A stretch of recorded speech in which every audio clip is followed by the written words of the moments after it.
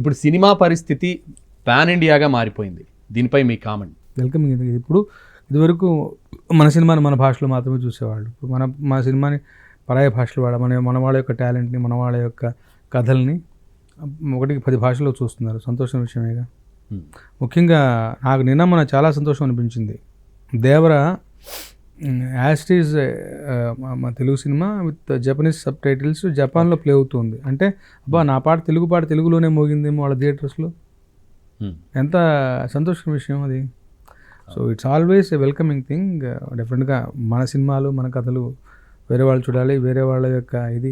అప్పుడు యాక్చువల్గా స్పర్ధయా వర్ధతే విద్య అన్నట్టు ఒకళ్ళకొకళ్ళు ఒక కాంపిటేటివ్ స్పిరిట్ ఉంటుంది, ఒక కొత్తదనం ఉంటుంది, ఒక టెక్నాలజికల్గా అప్డేట్ అయిన విషయం ఏదైనా ఉందంటే మనం పక్క వాళ్ళని మనం నేర్చుకోవచ్చు, మనం వేరే వాళ్ళకి నేర్పించవచ్చు.